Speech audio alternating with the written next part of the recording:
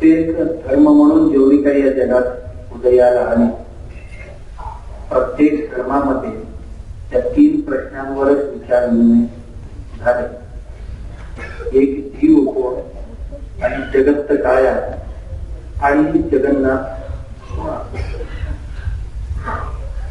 हे विचार करत असताना आपण कोण, इथे कुठे आलोय आणि येऊन करायचं काय, तर 3 प्रश्न प्रत्येक माणसाने घेतले. त्या 3 प्रश्न घेऊनच माणूस जर पुढे चालला तर माणसांचं जीवन अत्यंत सुखकर. प्रश्न सोडून माणसं चालायला लागले की ते प्रकट.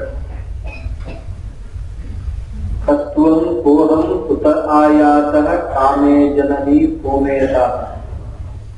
आचार्य म्हणतात तू कोण आहे, तू कोण आहे. सहत्वम को अहम, मी कोण, तू कोण आणि मी कोण. तात आणि जननी म्हणजे आई आणि वडील हे कोण आहे, त्यांचं आणि माझं नातं. आणि हे विचित्र दिसणारा संसार हे नेमकं काय आहे. आणि ह्या सर्वांचं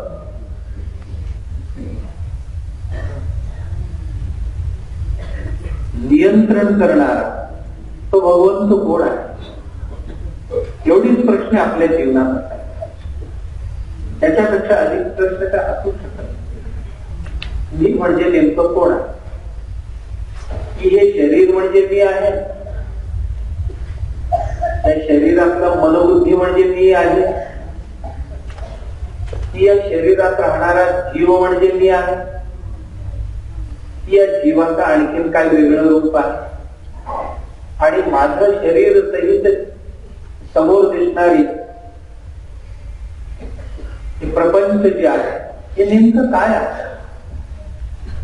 माझं आणि या प्रपंचाची निर्मिती कशासाठी झाली, काय साध्य करण्यासाठी झालेले. कारण प्रयोजनम अनुद्दिष्टम मंदः अपि न प्रवर्तते. प्रयोजनाशिवाय एक मंदबुद्धीचा माणूस सुद्धा कुठल्याही कार्यात प्रवृत्त होत नसेल. आणि प्रयोजनाशिवाय या जगातलं म्हणजे कुठला तरी उद्दिष्ट असल्याशिवाय या जगातलं कुठलीही वस्तू तयार होत नाही आणि कुठलेही घडामोडी घडत नाही. शाळेत जातो, काहीतरी प्रयोजन असल्याशिवाय जातो का नाही. शिकायचंय आपल्याला 10 वर्षांनी काही 20 वर्षांनी सर्टिफिकेट मिळवायचं. सर्टिफिकेट साठीच जातो. सर्टिफिकेट कशासाठी, कोणाला अनुभवाचा एक प्रतीक म्हणून, कोणाला ही नोकरी मिळवण्यासाठी. प्रत्येक घटना जे घडतात त्या प्रत्येक घटनेला आपण कार्यकारण भावनेने पाहायला गेलो तर प्रत्येक कार्याला एक कारण असतं. प्रत्येक कार्याला एक कारण असतं. तसं माझं शरीर का तयार झालं, माझं शरीर या इथे का आलं, हे कार्य, या कार्याला कारण कोण आणि मग तो कारणाचा उद्दिष्ट काय. हे शरीर निर्माण होण्याकरता आई वडील हे निश्चित कारण आहे. ते नसते तर हे शरीर आलं नसतं. म्हणून आयुष्यात कोणाला धन्यवाद द्यायचा असेल तर पहिला आई वडिलांना धन्यवाद द्या, दुसरा कोणाला दिला नाही दिला. बघा मी म्हणतो ना, एखादा खेळाडू आहे, बॉक्सर आहे, कुस्तीपटू आहे, 1 नंबर मिळाला त्याला. 1 नंबर मिळाल्यानंतर त्याचा श्रेय कोणाला द्यायचं, स्वतःच्या मेहनत कष्टाला द्यायचा, त्याचा श्रेय का जो कोच असतो त्याला द्यायचा, की सरकारच्या लोकांनी जे निवड केली निवड समितीला द्यावं, का समोरचा माणूस पटला म्हणून मी जिंकलो त्याला द्यावं, कोणाला द्यावं, कोणालाही नाही देता येणार. मला या भूमीवर येण्याकरता पहिली संधी ज्यांनी दिली, पहिली कारण जे बनले त्यांनाच आधी द्यावं लागेल. जर त्या आई वडिलांनी माझ्या शरीराला इथे येऊ दिला नसता, माझ्या शरीराचा ते जर कारण झाले नसते तर मी दिसलो नसतो या पृथ्वीवर. मग पुढचं काही कार्य होऊ शकेल का? आपण प्रत्येकाने आपल्या जीवनात आपल्या शरीराची कारण करते कोण असतील तर आपले मायबाप आहे. त्या मायबाप नसते तर आपण हे पृथ्वी पाहू शकलो असतो का? कोणाला पाहता येईल का? असं कोणतरी एकाने हात वर करावं की माझा आई नाही बाबाही नाही, मी या पृथ्वीवर आलो म्हणणार, असं होईल? नाही होऊ शकत.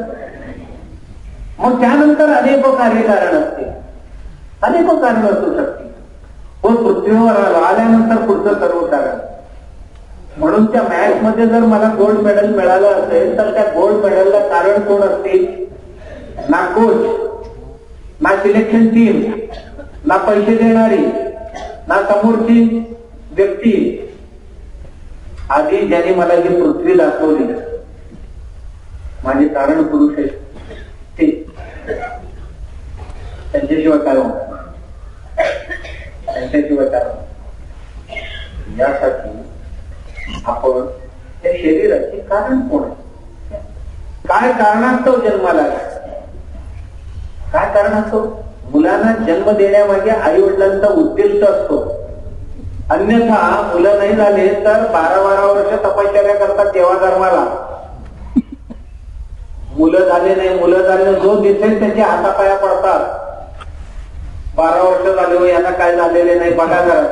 कोण महाराज भेटला त्यालाही सांगतात, देवराज्य भेटला त्यालाही सांगतात, कुठल्या देवळात गेली त्या देवालाही सांगतात. आणि कोण काय सांगितलं ते सगळे करतात का? मुलं भाऊ म्हणून उगत नाही, मुलं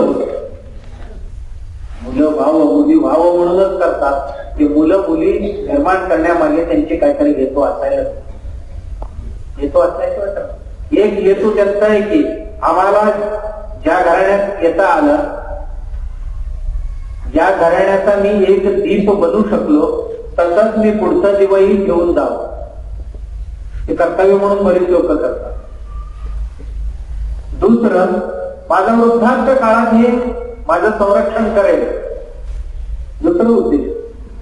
तिसरं उद्देश, काही फार चांगली माणसं असतील, माझं काय केलं तर करूया, नाही केलं तर करू द्या, या माझ्या घराण्याचा काय केलं तर करू द्या, नाही केलं तर करू द्या, पण या देशाचा या धर्मासाठी काहीतरी करेल म्हणून सुद्धा जन्म दिलेल्या आई वडिलांना मी हजारो लोकांना सांगतो.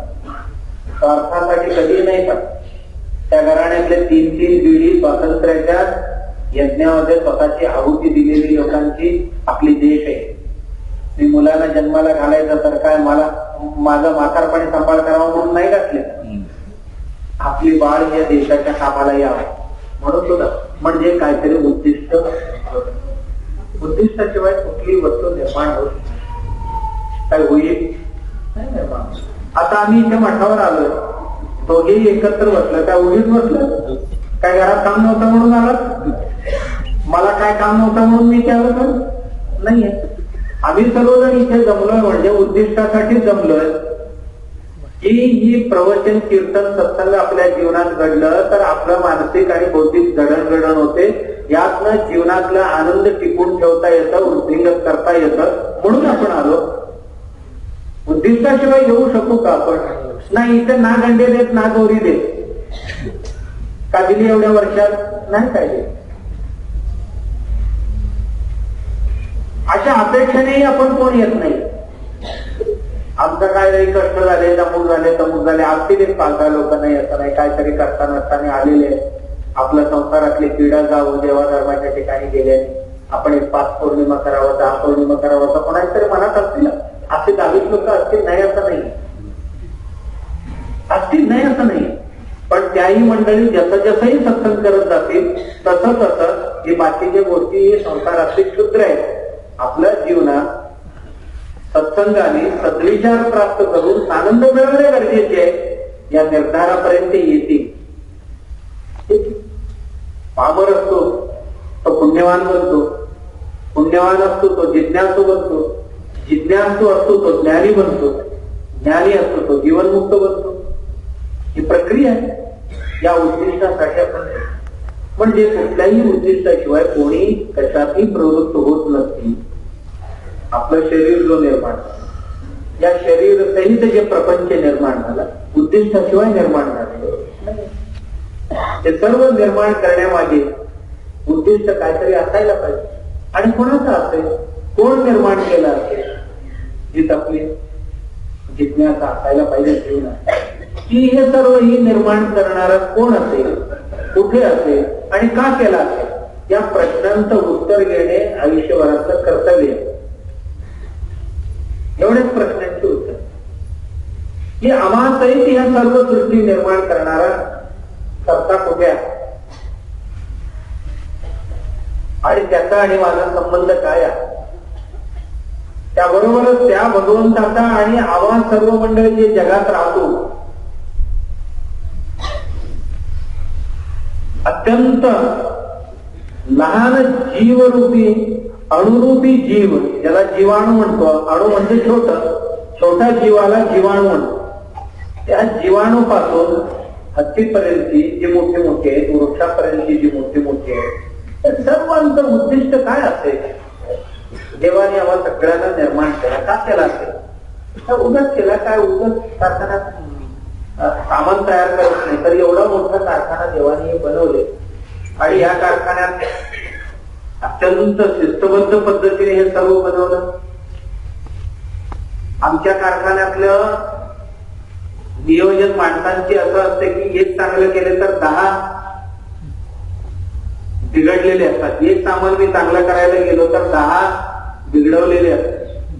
पण देवाचा तसा नाहीये. देवाची ही भूमी देवभूमी आणि देवाने निर्माण केलेले हे सर्व ही कल्पवृक्ष आहे. देवाने निर्माण केलेले हे सर्व ही संजीविनी आहे. संजीविनी एवढ्यासाठीच म्हटलं जातं की एक जीव दुसऱ्या जीवाला जगवण्याचंच काम करते. इथे कोणाला मारण्याचं काम करत नाही. मनुष्य सोडला तर, कारण एक जीवाला जे नकोय ते दुसऱ्या जीवाला हवं असते, दुसऱ्या जीवाला नकोय ते तिसऱ्या जीवाला हवं असते. इथे काहीही वेस्ट नाही.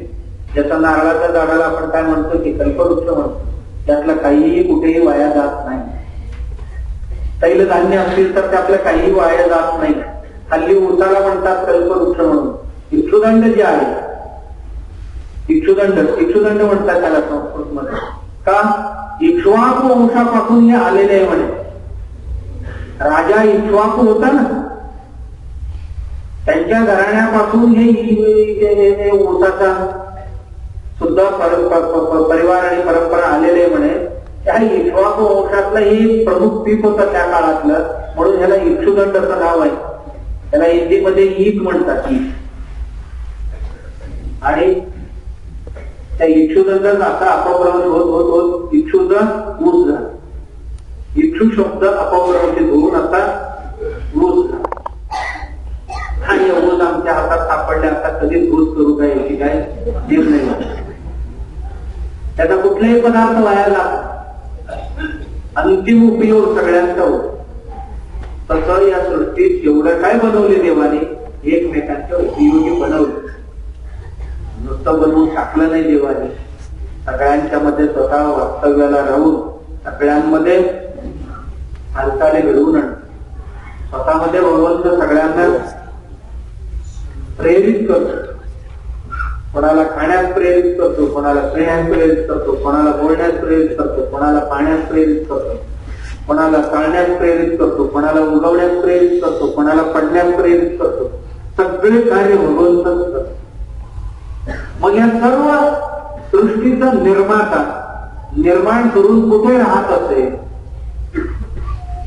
कसं राहत असेल आणि त्याचं आणि माझं नातं काय आणि त्याच्याशी जाऊन मला भेटता येईल का, त्याच्याशी मला एकरूप होता येईल का, हेच प्रश्न तत्वज्ञान आहे. आपल्या जीवनातले सर्व प्रयास आणि सायास याच गोष्टींसाठी. आम्ही काही ना काहीतरी पद्धतीने याच दिशेने चाललोय, पण कधी कधी आपल्याला माहिती पडते आणि कधी कधी माहिती पडत नाही. आम्ही चाललोय त्याच दिशेने कोणाला माहिती आहे, कोणाला माहित नाही. माहित आहे किंवा माहित नाही. माहिती आहे त्याला आनंद भेटते, माहित नाही त्याला आनंद भेटत नाही. एवढं. आणि काही लोक माहिती करून घेऊन सही योग्य दिशेने चालले तर निश्चित ठिकाणापर्यंत योग्य वेळी जाऊन पोचतील. आणि भरकटत चाललेले माणसं आज नाही 100 जन्माने का होणे येते. चालले तेवढं करत बसले जाऊन गाडी जे तिकीट म्हणतो कुठे जायचं. अरे माझ्या घरची केलेले बायकोनी मला विचारलं नाही कुठे जायचं आणि तू कोण मला विचारतोय म्हटलं करायचं. कंडक्टरला म्हटलं तू कोण विचारायला लागून गेलाय मला. 25 वर्ष झाली ज्या बायकोची संसार करतो तिने सुद्धा मला बाहेर पडताना विचारत नाही कुठे चाललाय म्हणून, कुठे जाणार आहे म्हणून. तू कोण विचारतो. गाडी गाडीतलं तिथपर्यंत म्हणून मला कुठे जायचंय तिथपर्यंत तिकीट द्यायचंय. जेवढा पैसे देतो संपेपर्यंत तिकीट द्यायचं. म्हणतोय माझा गाडी दिवसभर फिरणार संध्याकाळी येऊन डेपोला लागणार. ते ना तेवढ्या पैशाचे तेही दिवसभर फिरते आणि येऊन पुन्हा जिथे होता तिथे काय प्रवास होईल. गती मिळेल त्या माणसांच्या जीवनाला. बऱ्याच लोकांच्या गाड्या अशाच पद्धतीचे. बऱ्याच लोकांच्या गाडीला कुठली दिशाच नाहीये. गाडी जाते तिथपर्यंत जायचं आणि आले की परत यायचं आणि दुसऱ्या दिवशी सकाळी आणि तयारी जायचंय मला कुठल्या गावाला. गावच नाही. आकावारी ज्याच्या नावे गावाची नावे खावे. कुठे जायचं माहितच नाही तर जाणार कुठे. पण आमची होत आम्हाला सगळ्यांना देव हवाय. आम्हाला सगळ्यांना देव हवाय पण भेटे ना. जायचं कुठे, कुठे कुठे शोधायचं कुठे. त्याकरता आमच्या पूर्वजांनी काय केलं. देवाची अनेक संकल्पना आम्हाला सोपवण्याकरता. पिंडे पिंडे मते घुमणार. प्रत्येकाची बुद्धी एकसारखं नसते. प्रत्येक कुंडीतलं पाणी कुठे एकसारखं. कुंड असतात ना पाण्याची. प्रत्येक कुंडाचं पाणी एकसारखं असतं. कोणाचं कुठल्या प्रकारचं गोड आहे, कुठल्या आणि कुठल्या आगळ आहे असतातच. तसं आमची जी आहे कुंडी त्या पिंडातली बुद्धी एकसारखं नाही. वर्गातले विद्यार्थी एकसारखे. कोणाला एकदा सांगितलं तर कळतं, कोणाला 2दा सांगितलं तर कळतं, कोणाला 1000 वेळ सांगितलं तरी काय कळतं. तो म्हणतोय मास्तरला तुम्ही नव्हे तुमचा बाप जरी वर्गातला असेल मला शिकवायला अजून यायचंय जन्माला म्हणतोय. असे काही तरी मी 10वी पर्यंत जाणारच म्हणतोय. मला परवा एक प्राध्यापक आमच्या भारत विकास संघाचे आहे प्राध्यापक खूप मोठा सायंटिस्ट आहे. मी विचारलं तर कशी काय पिढी येते कॉलेजला. पिढी बरंच असते म्हणजे तुम्हाला वाटतंय का की तुमच्या लायकीच आहे. आम्ही मी प्रायव्हेट कॉलेजमध्ये काम करतो. मग काय होतं. प्रायव्हेट आणि फारसा फरक नाही म्हणा. मग काय होतं. तो पास होत नाही आम्ही नापास करत नाही. मला कळलं ना. तो पास होत नाही आम्ही नापास अशी शिक्षण चाललंय म्हटलं आपल्याला. शिक्षण कसं चाललंय. तो पास होत नाही मी नापास करत नाही. असं कसं होतं. आम्ही 100 मार्कांचा पेपर त्या विद्यार्थ्याकडे दिली तर 8 मार्क सुद्धा त्याला पडत नाही म्हणाले. आम्ही काटेकोरपणे जर सगळे नियम लावले त्याला तपासणीमध्ये त्याला 8 मार्क सुद्धा पडत नाही. मग 70-80% पास होतात. असं का होतं. शाळा बंद पडले तर आमच्या पोटावर, शिक्षण संस्था बंद पडले तर त्यांच्या पोटावर पाहिजे. एवढे मोठे इमारती करोडो रुपये खर्च करून बांधलेले आहेत आणि आमच्या शाळेत मुलं फार नापास होतात. असं म्हटलं पुढच्या वर्षी ऍडमिशनला कोण येत नाही ऍडमिशनला कोण आले की आमच्या नोकऱ्या जाणार. पुन्हा या बिल्डिंगचा करायचा का. त्या संचालकांनी खर्च काढून बांधलेले बँकेत. असं एक दुष्ट चक्र सापडले. किती टक्के पास? एकही पास होत नाही म्हणाले. आम्ही जर लावले शाळेतलं मग किती विद्यार्थी? आमच्याकडे 2,500 आहेत. 2,500 मधले एकही पास होऊ शकत नाही त्या तसं बघितलं तर. पण आम्ही नापास होणार खरंच नाही. मग ही पुढे जाऊन काय करणार तुमची सर्टिफिकेट घेऊन? आता बघतोच तू म्हणाले काय काय करतात तुम्ही बघतोच ना. पण कुठे कुठे काय काय करतात, कुठे गेले ते काय दिवे लावतात आम्हाला माहितीच आहे. त्या बाळांचे पाय पाळण्यात दिसतातच आम्हाला. कुठे गेले की कुठे पेपर वाचले की आपलं एक सारखं गेलंय वाटते तिथे असं वाटते म्हणाले आम्हाला. कुठल्या दिवशी सापडलं 50,000 घेताना सापडलं, 25 रुपये घेताना सापडलं. अरे आपलं प्रोडक्शन सापडलं वाटतं का? या सेरीजवरच गेलं होतं. आणि करणार काय? घेत काही नाहीये, घेतच घेत आहे.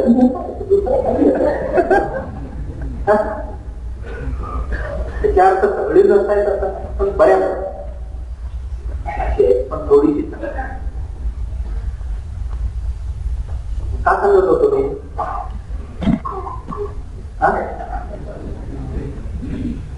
भगवंतानी निर्माण केलेले त्या भगवंतापर्यंत आम्हाला पोहोचायचं. बरोबर पोहोचायचंय भगवंतापर्यंत. आणि पोहोचूच असं नाही ना. आणि भगवंता संबंध समजावून सांगण्याकरता मी का सांगत होतो? भगवंता संबंधात समजावून सांगण्याकरता सगळ्यांची बुद्धी एकसारखं नाही ना. शाळेतले विद्यार्थी जसं वेगवेगळ्या बुद्धीचे आहेत तसं समाजातली माणसंही वेगवेगळ्या बुद्धिमत्तेची आहेत. म्हणून कोणाला मूर्तीच्या रूपाने समजावले, कोणाला मंत्रांच्या रूपाने समजावले, कोणाला सांगितले जे झालेची नाही त्याची वार्ता होतची का. म्हणून आमच्याकडे 3 सिद्धांत सांगतात. एक आरंभवाद, 3-4 सिद्धांत. एक परिणामवाद, एक अजातवाद.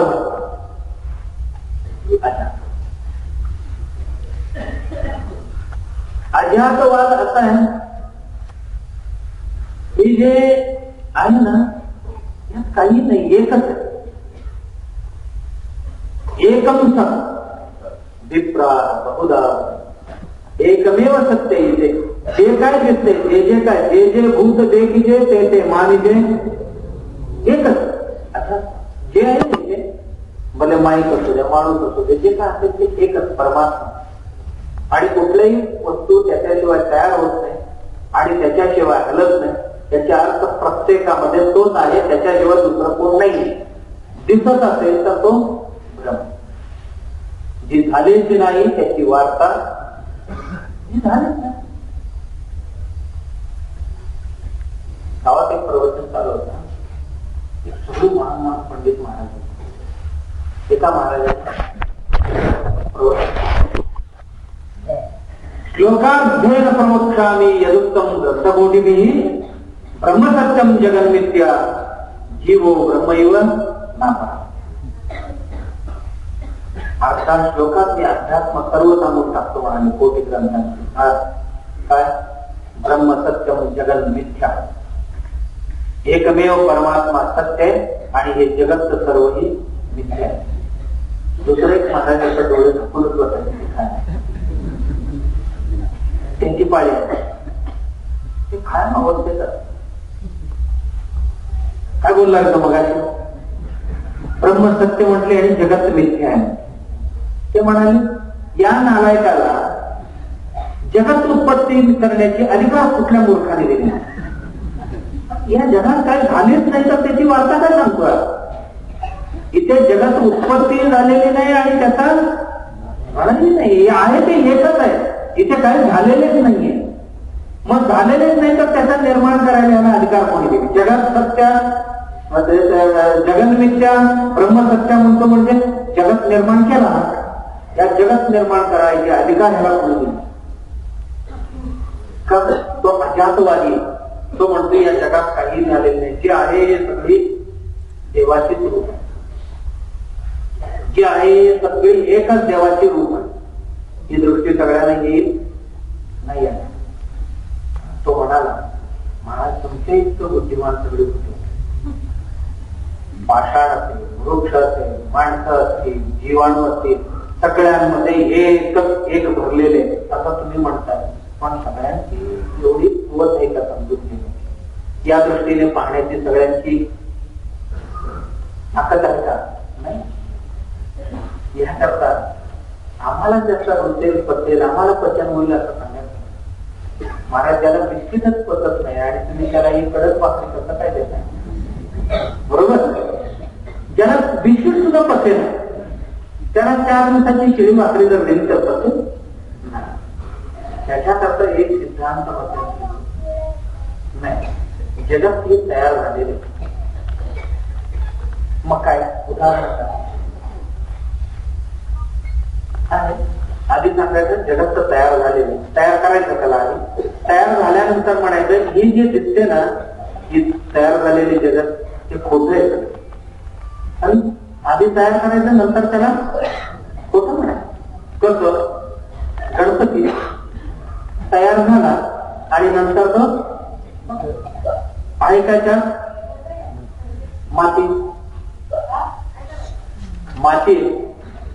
मातीचं बनवले काय? गणपती. आता काय म्हणतो आम्ही? गणपती. बरोबर. आणि आज चतुर्दशी दिवशी त्याला टाकल्यावर काय राहणार? गणपती आहे आता. मग काय म्हणतो? गणपती खोटा होता. मग गणपती असतानाही पोटात जी होती ते खोटं होते नाही. खऱ्यावर खोटं दिसलं आणि खोटं गेलं, पण खरा मात्र आधी होता, मध्येही आहे आणि शेवटी खरा होता तो आधी आहे. गणपतीची मूर्ती बनण्यापूर्वी आहे. मूर्ती असतानाही त्याच्यात नखशिकांत तेच आहे. फक्त म्हटलं काय आपण त्याला गणपती म्हणत असताना एक चित्र आम्हाला दिसलं. चित्र काय खरं होतं? त्या चित्राच्या शिखावर हात लावला तरी सुद्धा मातीच होती आणि खाली पायावर हात लावला तरी सुद्धा मातीच होती. पण म्हणत होतो काय? हे सुब्रह्मण्य. ही जगत नावाची गणपती एक दिसते, परंतु हे मग त्याला पाण्यात टाकल्यानंतर खोटं म्हणावं का? असताना सुद्धा खोटं समजता येत नाही. एक मूर्ती, कुठल्याही देवाची मूर्ती कशाच आहे समजेल, त्या मूर्तीला तोडूनच माती असं समजायची काय कारण आहे? मूर्ती असतानाही दिसायला मूर्ती पण असायला मातीच आहे असं समजायला काय अर्थ नाही. तसं दिसायला हे प्रपंच आहे पण असायला मात्र जगदीश्वरच आहे असं समजायला काय अर्थ नाही. मग तो माणूस म्हणतो उत्पत्ती अध्यारोप अपवाद म्हणतात त्याला आमच्या शास्त्रात. आधी आरोप करायचा त्याच्यावर, तू गणपती आहे, तू माती नाही, तू काय गणपती, असा आरोप करायचा. नंतर त्याला काय करायचा? अपवाद करून. अपवाद म्हणजे तू वेगळा, तू खरं माती. आधी आरोप करायचा, नंतर आरोप ते खोटं ठरवत. जसं करतो व्यवहारात तद्वतच जगत नावाची जे निर्माण झालेले असं आधी म्हणायचं आणि नंतर म्हणायचं जगदीत काय नाही हो, हे सगळे त्यांची चुकी. यासाठी माणसांची बुद्धिमत्ता भिन्न भिन्न असल्या कारणाने वेगवेगळ्या लोकांना वेगवेगळ्या तऱ्हेने समजावं सांगावं. असं म्हटलं तरी काही लोकांना कळत नाही. अरे असं कर, हे जगत निर्माण करणारा देव आहे ना, तुला असं नाही कळणार. मग तो काय कर? मूर्तीच उपासना, मूर्ती उपासनाचा उपासना कर. कुठल्या मूर्तीचा उपास तुला जी आवडतो ती कर. बुद्धांकडे माणसं जा. एक जण गेला, मला देवाचा साक्षात्कार व्हायला पाहिजे. मग बुद्धाने विचारला काय आवडते तुला? मला तुम्ही काहीतरी द्या ना, तेच आवडते मला. मी म्हणणार ते म्हटले नाही, ते नाही देणार मी, तुला जे आवडते ते सांग. मी रोज घरात गाई म्हशींचे सांभाळतात. मला आमच्या मोठ्या शिंगाची म्हैस फार आवडते. का बाबा? रोज शेताकडे जाताना त्याच्या पाठीवर बसूनच जातात आणि दिवसभर तरुण धुवून झाले की त्याच्या पाठीवर बसूनच गावाकडे मला लई प्रेमाची आहे म्हणता माझी मैस आणि मोठ्या शिकायची आहे पांढरपूर बरं मैस फार आवडते तुला मग मैसीचं मंत्र देऊ तुला मंत्र कशाचा देताय मला माहित नाही पण मला देव भेटायला पाहिजे मला ते बघ तू जे स्मरण करशील त्याचा तो भेटणार मग देवाला मी कुठल्या रूपाने स्मरण करतो तुला मुळेच आवडत असेल तर मैशीच्या रूपात स्मरण कर यद्भाव तद्भवती ज्याची भावना करशील तसं तू होशील मग काय म्हणू मी मैस आहे मी मैस आहे मी मैस आहे असं म्हणायला सुरू करतो त्या गुहेत जा छोटी बुद्धांची गुहा कशी अगदी 1.5 फुटाची दरवाजा आणि आत जाऊन बसायचं गुहेत तुम्ही अजंता वेरूळला गेलात की नाही तिथे तयार केली या बुद्ध संप्रदायातल्या लोकांसाठीच केली आत जाऊन बसायचं मी मैस मी मैस मी मैस आहे असं म्हणायचं हा गेला डोळे बंद करून बुद्धाने सांगितले देव साक्षात्कार म्हणा मी मैस मी मैस मी मैस सुरू केलं तिसऱ्या दिवशी बुद्ध गुरु आले म्हणाले हे शिष्या बसकर आता बाहेर ये म्हणाले महाराज शिंगत असतात म्हणाला दरवाजा लहान काय झाला होता आता तो शिंग मोठे आहेत तटतात म्हणता एवढ्या दारात मी नाही बाहेर येऊ शकत माणूस ज्याचं स्मरण करतो असा होतो देवाचं स्मरण केलं तर देव होतो भूताचं स्मरण केलं तर होतो आणि मग त्या देवाचं स्मरण कुठल्या रूपाने करावं रुचीनाम वैचित्र्यात लोक भिन्न रुची लोकांची रुची फार भिन्न भिन्न आहे तुझ्या कुटीला नाना पथजुषा रुचीनाम वैचित्र्यात तुझ्या कुटीला नाना पथजुषा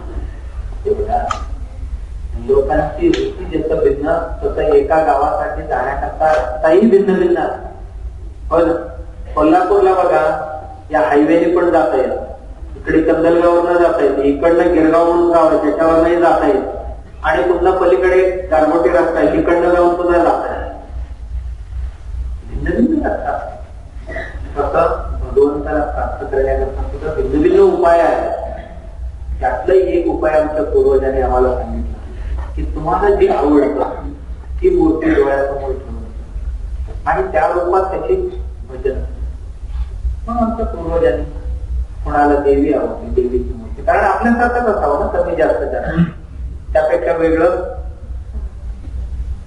कोणाला नाही यातच जरासा फरक असावा कोणाला कुठल्या रूपात कोणाला कुठल्या रूपात आवडलं त्या मूर्तीच्या रूपात तुम्ही त्यांची उपासना करा करता करता करता करता तुम्ही मूर्ती विसराल मूर्तीच्या अंतरात्म्यापर्यंत पोहोचाल आणि तेव्हा तुम्ही आणि मूर्तीच्या आत्मा दोन्ही एक होते आधी एखाद्या मूर्तीची स्मरण करायला सुरुवात केली मूर्ती आधी आमच्या डोळ्यात भरेल हळूहळू डोळ्यातल्या मूर्ती मागे सरकून मनात भरेल आणि मनातली मूर्ती हळूहळू भावनेत भरेल आणि तेव्हा बाहेरची मूर्ती काढून टाकली तरी आतली मूर्ती जाऊन आपल्या अंतरात्म्यात एकरूप झालेली असते तेव्हा आता बाहेरचं आणि आतलं दोन शिल्लक राहत नाही पाहता पाहता देवपूजा कसं करायचं असतो असंच करायचं असतो ज्या देवाला आपण पाहतो देवा तू आणि तुला पाहणारा मी सुरुवातीला दोन असतात करता करता बाहेरचं विसरतो डोळे भरून आपण पाहतो आणि डोळ्यात भरते सर्व डोळे बंद केले तरी सुद्धा आपल्याला मूर्ती दिसायला लागतात दिसते ना चिंच इतकं खाल्लेले लिंबू इतकं खाल्लेले नुसतं लिंबू म्हटलं तरी तोंडात पाणी येते का डोळे झाकलं तरी लिंबू दिसते डोळे झाकलं तरी नुसतं शब्द उच्चार केले तर जिभेवर पाणी येते इतका अनुभव आहे त्या मूर्ती पाहता पाहता रोज त्या मूर्ती पाहिल्या उपासना करता डोळ्यात बसते आणि नुसतं स्मरण केलं तरी सुद्धा मूर्ती डोळ्यासमोर उभं राहते, इतकं फिट बसले. आणि ही डोळ्यातली मूर्ती हळूहळू मनात बसते आणि मनातली मूर्ती भावघनिष्ठ होते आणि भावना घनिष्ठ झाले की मूर्ती आता तिथे नाहीये, तिथे आपल्याच भावनांमध्ये, आपल्याच अंतरात्म्यामध्ये मूर्ती आता मी पाहणारा आणि ते दिसणारा दोन नाहीये, तो आता इथे येऊन एक झाला. ही उपासना पद्धती. तेव्हा वर्ष मूर्ती गेली, त्या मूर्तीचा अंतरात्मा आणि माझं शरीर मी सर्व विसरलो आणि माझा अंतरात्मा हे दोन्ही आता ही आमची उपासना पद्धती. हे करताना आम्हाला ही परिकल्पना सांगितली. ही मूर्ती, त्या मूर्तीचा आकार जे आहे, हे आकार सर्वही सांकेतिक आहे. म्हणून मी नेहमी म्हणतो ना की आमच्या पुराणांमध्ये, आमच्या शास्त्रांमध्ये प्रतीक विज्ञान आणि प्रतिमा विज्ञान, काही प्रतीक आहेत आणि काही प्रतिमा म्हणजे त्याचा डुप्लिकेट. प्रतिमा म्हणजे जे आहे त्याचं प्रतिरूप, त्याला प्रतिमा म्हणतो. प्रतीक म्हणजे त्याचा संकेत.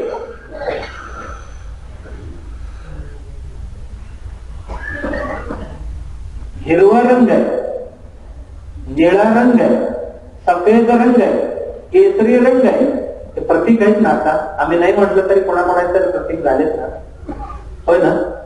म्हणतो ना, पांढरा रंग दिसले की आमचा नाही, त्यांचा आहे म्हणतात. हिरवं दिसले की हे आमचं आहे, त्यांचा नाही म्हणतो. किंवा केसरी दिसले की आमचे, त्यांचा नाही म्हणतो. असं म्हणतो ना काय काय तरी. म्हणजे नाही म्हटलं तरी प्रतीक झालेच. किंवा तिरंगा जे आहे या देशाचा प्रतीक ना, त्याला सॅल्यूट मारतो ना का, हे भारत मातेची ही प्रतीक आहे. याला म्हणतात प्रतीक विज्ञान. का झेंडा म्हणजे भारत आहे नाहीये, आपण मानलेले आहोत ही झेंडा म्हणजे भारताची ही प्रतीक आहे. तसे आमच्या देवांचाही प्रतीक मानलेले आहे. गणपती सोंड कशाचा प्रतीक, दात कशाचा प्रतीक, हातातले चार हातातली चार वस्तू कशा कशाचे प्रतीक, मोठं पोट कशाचा प्रतीक, लहान डोळे कशांचा प्रतीक, मोठे कान कशाचा प्रतीक, हे सगळे प्रतीक विज्ञान आपण जे म्हणतो त्यात आहे. प्रतीक विज्ञान आहे. शूर्प करणं, हा सुपासारखे कान आहे म्हणजे प्रतीक आहे. काय घ्यावं यातनं, चांगलं ते घ्यावं, नको ते उडवून टाकावं. सूप चांगलं ते पोटात घेऊन नको ते उडवून टाकते. शूर्प करणं, शूर्प म्हणजे सूप, हे प्रतीक आहे. जीवनात कसं उपासना करायचं गणपतीची, गणपतीसारखं माझं काम होऊ द्या, गणपतीच्या कानासारखे माझे काम होऊ द्या. गणपतीचे कान कसे चांगले घेतात आणि नको ते मनाला वेदना आणि चटके बसतील असं कुठल्या गोष्टी घ्यायचं. डोळे बारीक आहे. अर्थ काय, संकेत काय, सूक्ष्म ते पाहायला शिका. बाहेरच्याला बोलायचं नाही, त्याच्या आतल्याला पाहायचं. नजर लहान आहे, डोळे लहान आहेत गणपतीचे, हो ना. म्हणजे काय, सूक्ष्म ते पाहायला शिकावं. सूक्ष्म काय पाहावं, अंतरात्म्याला पाहायला शिकावं, बाहेरच्या रूपाला बोलून. ही प्रतीक आहे. त्याची एक दंत एक प्रतीक आहे. दोन दात असायला पाहिजे, एक मोडलेले एकच आहे. एक दंतम, एक दंत नव्हे, एक दम.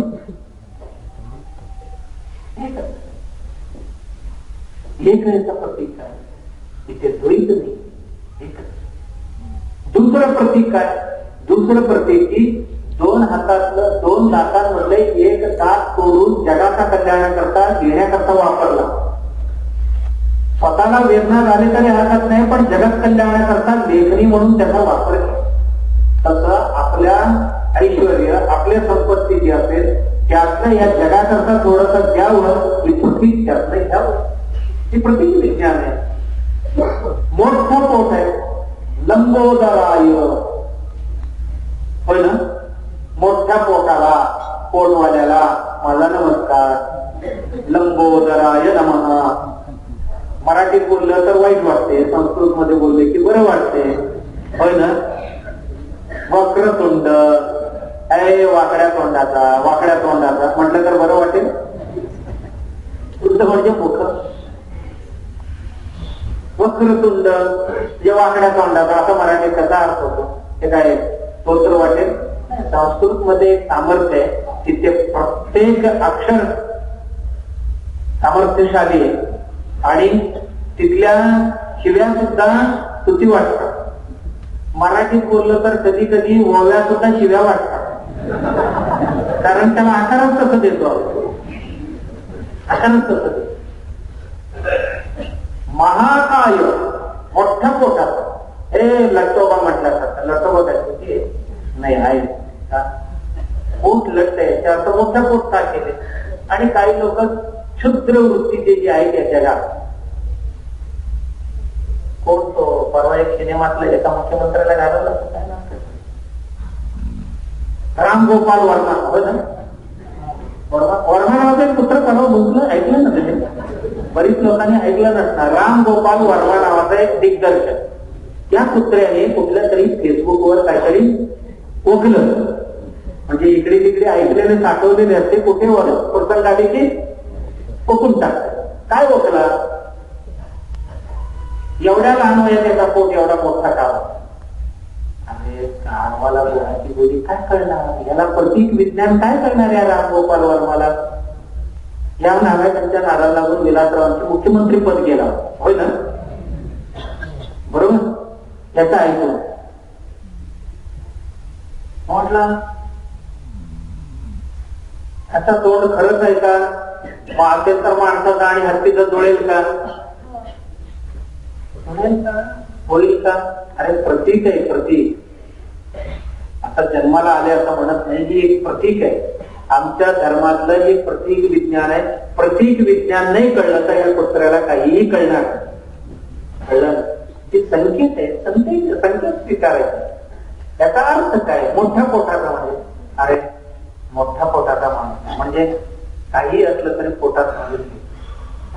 आमच्याकडून जरी काही चुका झाल्या काही झालं तरी पोटात घालून घे बाबा म्हणतो ना आपण. अरे झाले गेले तेवढा पोटात घालून घे म्हणजे उदार अंतःकरणाचा प्रतीक आहे पोट. म्हणून मोठं पोट याचा अर्थ का? उदार अंतःकरणाचा प्रतीक आहे. असं आमची देवदेवता सगळ्यांची सांगत बसायला वेळ. 2-3 तुम्हाला सॅम्पल सांगितले असं सगळी समजायचं. आमच्या देवी आहे, देवीची हातातली अस्त्र शस्त्र, हे कोणाची देवी गळ्यातला रुंड माला गाठली, ती का देवी आहे का राखील? सृष्टी तसं सृष्टी बाद असेल तर सगळी सृष्टी करावी. ज्याला दृष्टी नाही त्याला काय देतात? आमचं प्रतीक विज्ञान प्रतिमा विज्ञान ज्याला समजत नाही त्याला हिंदू धर्मातले कुठलंही देवदेवता करणार नाही. म्हणून समजून तसं हा प्रतीक दैवत आमचा ज्ञानाचा विद्येचा बुद्धीचा सर्वांचा प्रतीक देवाचा उत्सव केला. या रूपाने याचा उपासना करावं. ते गुण जर आमच्यात आत्मसात झाले, एक एक अवयवांचा एक एक गुण सांकेतिक रूपाने जे सांगितले गेलेले ती जर आत्मसात केले, आमच्यात दैवी भाव आपोआप निर्माण होते आणि आम्ही देवासारखं होतो. असं ते गणपतीची उपासना. असं जर स्वीकार केलं आणि मनात ठेवलं, तसं वागायला लागलो, तशी बुद्धी आमच्यात झाली की आम्ही गणपतीसारखं आम्ही देव एवढीच हीच देव बनवण्याची तंत्र आहे आमच्या धर्मातलं. काय अवघड आहे? अवघड आहे गणपतीसारखं होणं? काय अवघड? गणपतीसारखं होणं म्हणजे काय असं काहीतरी जाऊन करावं असं काय नाही. एक एक गुण त्यातनं ग्रहण करावं आणि त्याचं आचरण करावं. गणपती प्रसन्न झाला, आम्ही गणपतीची एकरूप झालो. अशा पद्धतीची आमची धर्मशास्त्र आहे, आमचं तत्वशास्त्र आहे. आणि याचं आकलन कधी कधी कुठे कुठेतरी आपण कुठे ग्रंथांमध्ये कुठे आपण थोडस स्वतः विचार केलं तरी सुद्धा बऱ्याच गोष्टींचा उलगडा होत असतो. पण कधी कधी आम्ही काय करतो, त्यांना ताणच द्यायला मागत नाही. देवाने प्रचंड सामर्थ्य आम्हाला दिलेली, त्यांना ताणच द्यायला मागत नाही. ताण दिले तर प्रत्येक व्यक्तींच्या हृदयात जी संशय समस्या आहेत ना, त्या समस्यांचे उत्तर बाहेर नाही आहे, त्यांच्यातच असतात. फक्त जरासा ताण देऊन शोधलं तर आम्हाला उत्तर सापडतात. तसं देव बाहेर नाहीये, जरा ताण दिलं तर आता सापडतो. म्हणून अशा पद्धतीने उपासना करण्याची बुद्धी शक्ती भगवंत आम्हाला देव. आमच्या धर्मातील सर्व देवदेवतादी याच संकेताचे आहेत, याच परिचय आहेत. आपण त्या दृष्टीने आमच्या देवदेवतांकडे पाहू. नाही तर कोणतरी कुठल्या पेपरला लिहिला बरोबरच आहे की, असा कधीही मनात संशय निर्माण होऊ नये. जर आपल्याला नाही कळलं तर आपण एवढंच करावं, याचा अर्थ मी शोधून काढेल. आमच्या पूर्वजांनी केले म्हणजे उगाच काहीतरी करून ठेवलेले नाहीये, फार विचारपूर्वक केलेले आहे त्याने. फक्त त्या विचारापर्यंत मी जाऊन पोचायला पाहिजे एवढं आपण, आणि आपण त्या दिशेने वाटचाल करायचं. निश्चितच आपण जाऊन पोचतो. आणि असं पोचण्याची आणि या संकेत विज्ञान समजून घेण्याची बुद्धी शक्ती भगवान गणपती आणि सद्गुरू सर्वांना देऊ.